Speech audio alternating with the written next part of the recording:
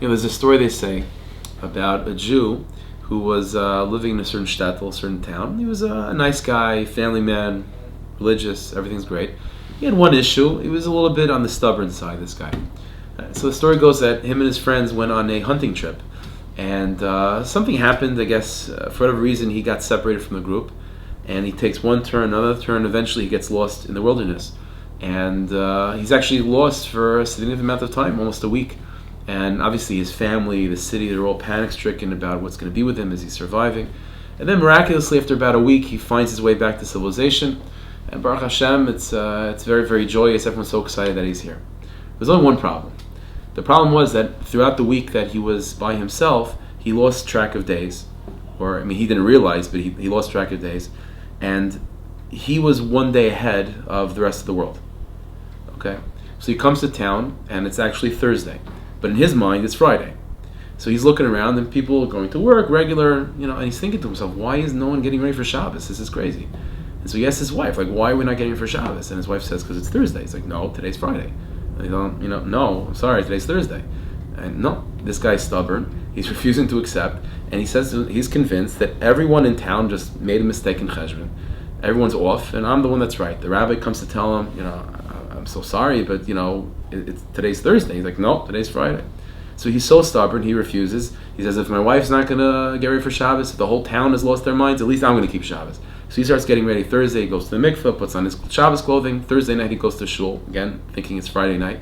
And he starts davening, Shabbos davening. The next morning he's keeping Shabbos, and he's fighting with the Gabbai to take the Sefer Torah out of the Aron to have laning. It's a whole balagan.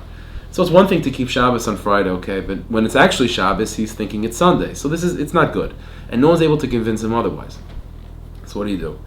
So the nice is that they realized that there was an old friend of this person, that they grew up together, and this friend, from when he was young, became a big tzaddik, and his name was Rav Shmelka from Nikolsburg, one of the big Hasidic rabbis.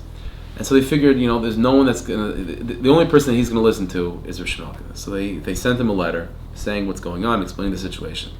So Rav Shmelka says, fine, I'll come and I'll help out, but you have to just trust me. Don't, just follow my lead. So fine. So Rav Shmelka goes to this Jew and says, it's such an amazing thing. It's miraculous how you survived a week by yourself in the wilderness. And there was never really a proper Sudas Haidah. So what we should do? This Shabbos, we'll make a tish for Bregan Friday night. I'll come, we'll invite the whole town, it'll be a gewaldige thing. Just cover the fact that you survived. He said, great. So comes Thursday, but in this guy's mind it's Friday, and he starts getting ready for Shabbos. And Rav Shmelka also. He's going to the mikveh with him, getting ready, and meanwhile Rav Shmelka tells the whole town, just go with me, pretend it's Friday, everyone just pretend. So fine, no one says anything, they go with the Rebbe, and it's actually Thursday, but everyone's getting ready for Shabbos, and they find themselves coming Thursday night, again, this guy thinks it's Friday night, Shmelka, the whole town, they got to shul, everyone's pretending to daven Shabbos, Friday night davening, and the whole town sort of escorts this guy back to his house, and they have a whole tish, a whole farbrengen. Now meanwhile, by this tish, again, it's actually Thursday night, but the guy thinks it's Friday night, so Rav Shmelka is giving out l'chaims, and he goes out of his way to give the balabas, the Baal Simcha, the survivor, extra l'chaims. And he's getting him really, really drunk, to the point of where he basically passes out. And so now Rav Shmelka says to everyone, okay, everyone quickly leave. We're going to draw the curtains, keep the house very, very dark and very, very quiet. And 24 hours go, and after 24 hours, the guy is completely knocked out. He's completely, unconscious for 24 hours.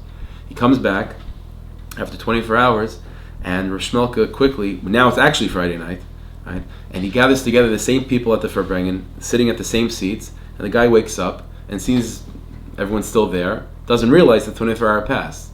And so now everyone's on the same page. It's actually Friday night, and this guy realizes it's Friday night as well. That's the story.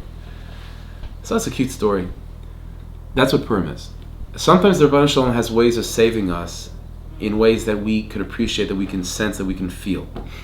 And then there's a Yontif like Purim. Yontif of Purim is where Hashem saved us like Rav Shmelka saved this guy. The guy doesn't even know that he's being saved. And he's being saved and he's being helped in a way that, in a very strange way, but in a way that's completely over his head. He doesn't even appreciate it. And that's what we say every day in davening, that we thank Hashem al nisecha shebechol yom for your miracles that happen to us every single day, miracles that we don't even know about, things that we're being saved from that we have no idea we're being saved from. That's what Purim is. A stream of small little coincidences that at each moment we had no idea the big picture of what was happening. Sum total, Hashem helped us out. That's what Purim is.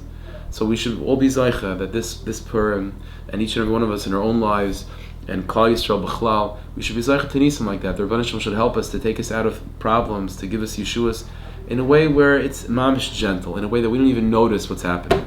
Mamish in such a organic and gentle way. The Rebbeinu Shalom should have each and every one of us. We should have a Purim Sameach, a lichtig Purim, and a Purim that'll usher us into even the greater simcha, the Siddush Shel Yasin, B'Bias Kol Tzedek, Meher V'Meinu. Amen.